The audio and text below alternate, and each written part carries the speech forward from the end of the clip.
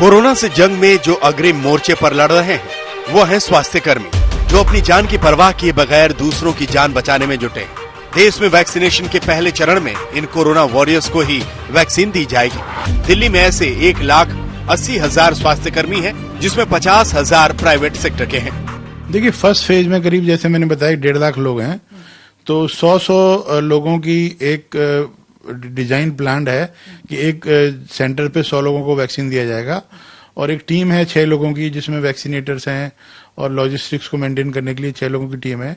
वो टीम ही उनको 100 लोगों को एक डेजिग्नेटेड प्लेस पे उनको कोई एसएमएस आएगा या कोई मेल आएगा और उस मेल के थ्रू उनको उस वक्त पे जब उनको बुलाया जाएगा वहां जाके वैक्सीन लगा लेंगे।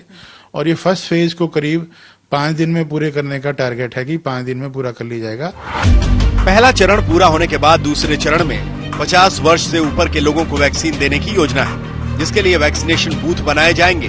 हर बूथ में वैक्सीनेशन की प्रक्रिया 3 चरणों में पूरी होगी।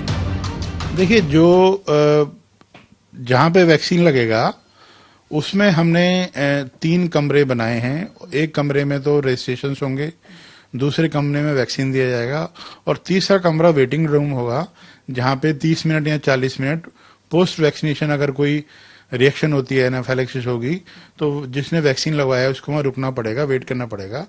इन केस जो अगर वहां कोई रिएक्शन होती है तो हमारी जो वैक्सीनेशन की टीम है उसकी ट्रेनिंग हो चुकी है या हो रही है और उसको उस इमरजेंसी सिचुएशन से टैकल करने के लिए एक ट्रेनिंग दी जा रही है। केंद्रीय स्वास्थ्य मंत्री की गाइडलाइंस के मुताबिक दिल्ली समेत देश भर में एक बूथ पर एक दिन में 100 लोगों को ही वैक्सीन दी जाएगी। अगर व्यवस्था बेहतर हो तो 200 लोगों को भी वैक्सीन दी जा सकती है। दूसरे फेज में वैक्सीन देने के लिए आम लोगों की लिस्ट आशा वर्कर और आंगनबाड़ी कार्यकर्ताओं की मदद से तैयार की जाएगी। क्या किसी को किसी तरीके का पहचान पत्र लेकर आना होगा वैक्सीन के दौरान? देखिए, अभी तक जो फेज 1 में हैं, जो लोगों ने अपने आप को रजिस्टर कराया है तो वो किसी आईडी के थ्रू रजिस्टर कराया है।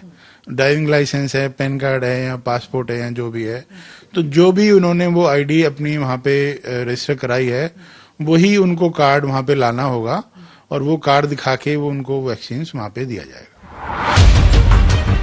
सवाल ये है कि क्या दिल्ली में वैक्सीन सिर्फ दिल्ली के लोगों को ही लगेगी या दूसरे राज्यों से आकर दिल्ली में नौकरी करने वाले लोग भी दिल्ली में वैक्सीन लगवा सकेंगे? अगर यहाँ पर लोग नहीं रहते, बाहर रहते हैं, यहाँ पे काम करते हैं, तो भी वो वैक्सीन के लिए एलिजिबल होंगे दिल्ली में?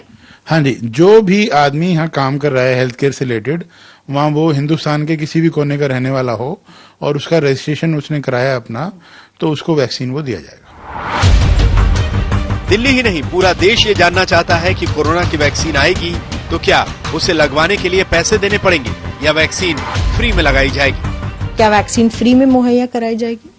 देखिए, अभी तो ये सारी वैक्सीन जो हैं सेंट्रल गवर्नमेंट के द्वारा स्टेट को फ्री में दी जा रही हैं और हम उम्मीद करते हैं, आशा करते हैं कि आगे भी ये पूरी जनता को हिंदुस्तान में फ्री ऑफ कॉस्ट ही रहेगी। पर अभी क्लियर नहीं है कि 1 डोज आएगी या 2 डोज आएगी और कितनी कॉस्ट रहेगी, और कॉस्ट का मैटर तो गवर्नमेंट का है, तो गवर्नमेंट ही आपको बता सकती है।